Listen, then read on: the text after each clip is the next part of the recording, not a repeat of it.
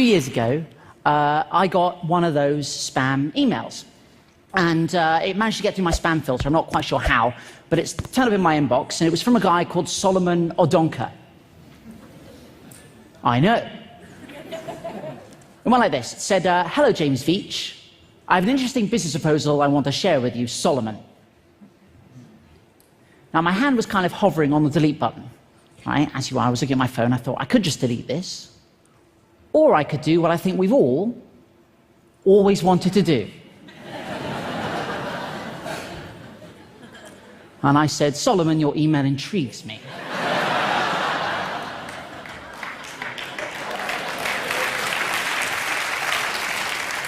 And the game was afoot. He said, Dear James Veitch, we shall be shipping gold to you. You will earn 10% of any gold you distribute. So I knew I was dealing with a professional.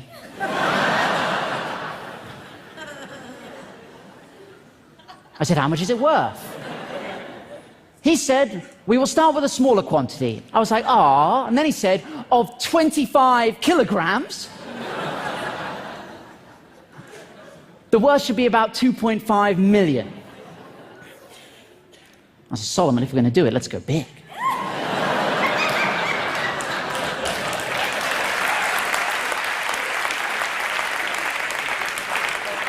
I can handle it.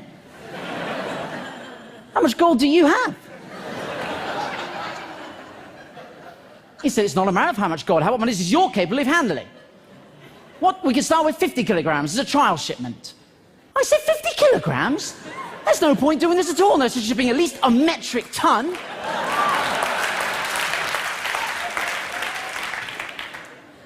So what do you do for a living? I said, I'm a hedge fund executive bank manager.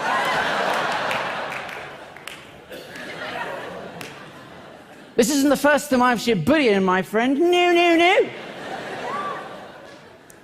Then I started to panic. I was like, now look, where are you based? I don't know about you, but I think we're going via the postal service. It ought to be signed for. Right, that's a lot of gold.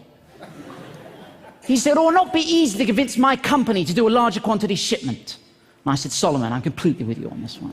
I'm putting together a visual for you to take into the board meeting. Hold tight.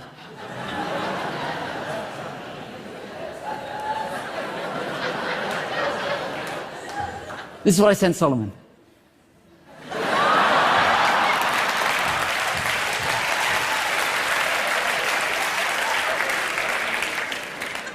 I don't know if we have any statisticians in the house, but there's definitely something going on. I said, Solomon, attach this email, you'll find a helpful chart. I've had one of my assistants run the numbers. We need to be shipping as much gold as possible. There's always a moment where they try to tug at your heartstrings, and this was it for Solomon. He said, I will be so much happy if the deal goes well, because I'm going to get a very good commission as well. And I said, that's amazing. What are you going to spend your cut on? And he said, on real estate, what about you? I thought about it for a long time. And I said one word. Hummus.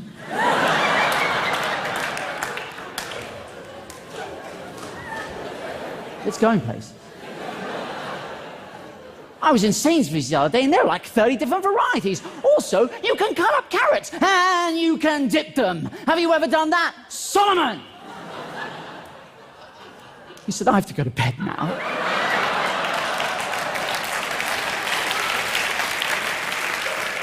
Till tomorrow. Have sweet dreams. I didn't know what to say. I said, bonsoir, my golden nugget, bonsoir. Guys, you have to understand, this has been going for like weeks, albeit hitherto the greatest weeks of my life, but I had to knock it on the head. It was getting a bit out of hand. Friends were saying to me, James, do you want to come out for a drink? I was like, I can't, mate, I'm expecting an email about some gold. You know? So I figured I had to knock it on the head. I had to take it to a ridiculous conclusion. So I thought I concocted a plan. I said, look, Solomon, I'm concerned about security. When we email each other, we need to use a code. And he agreed. And I said, Solomon, I spent all night coming up with this code. We need to use it in all further correspondence. Lawyer. Gummy bear. Bank, cream egg. Legal, fizzy cola bottle, claim peanut M&Ms, documents, jelly beans, Western Union. Guys, a giant gummy lizard. I knew these were all words they use, right?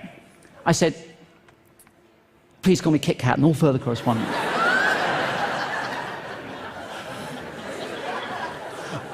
I didn't hear back. I thought, I've gone too far. I've gone too far. So I had to backpedal a little bit. I said, look, Solomon, is the deal still on? Kit Kat. Because you have to be consistent. Then I did get an email back from him. He said, the business is on, I'm trying, blah, blah, blah, blah, blah. I said, dude, you have to use the code. What followed is the greatest email I've ever received. I'm not joking. This is what turned up in my inbox. This was a good day. The business is on. And I'm trying to raise the balance for the gummy bear.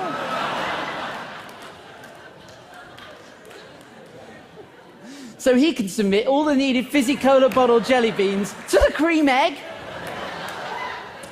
for the peanut M&Ms process to start. Send £1,500 via a giant gummy lizard.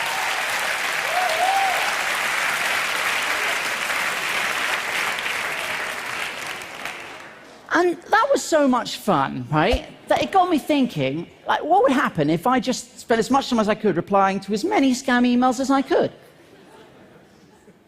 And that's what I've been doing for 3 years on your behalf. Yeah. Let me tell you, crazy stuff happens when you start replying to scam emails. It's really difficult, and I highly recommend we do. I don't think what I'm doing is mean, right? You know, there are a lot of people out there who do mean things to scammers. I don't think what I'm doing. All I think I'm doing is wasting their time. Right? And I think any time they're spending with me is time they're not spending scamming vulnerable adults out of their savings, right? If you're going to do this, and I highly recommend you do, get yourself a pseudonymous email address. Don't use your own email address, because that's exactly what I was doing at the start, and it was a nightmare. Because, you know, I'd wake up in the morning and have like 1,000 emails about penis enlargements, you know, only one of which was a legitimate response to a medical question. But I tell you what, though, guys, I tell you what, any day is a good day. Any day is a good day if you receive an email that begins like this. I am Winnie Mandela, the second wife of Nelson Mandela, the former South African president. I was like, oh, that Winnie Mandela.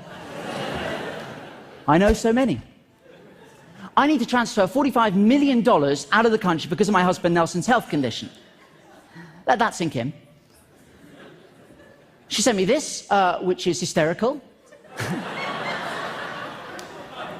And this looks fairly legitimate. This is a letter of authorization, but to be honest, if there's nothing written on it, it's just a shape. I said, Winnie, I'm really sorry to hear of this. Given that Nelson died 3 months ago, I describe his health condition as...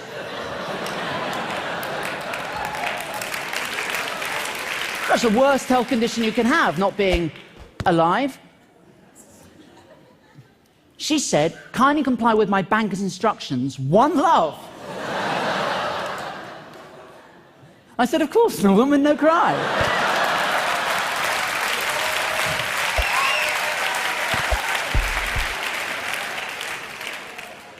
She said, my banker would need transfer of $3,000. One love.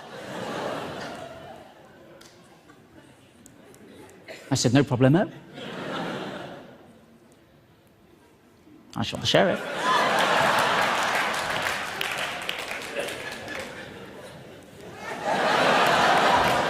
Thank you.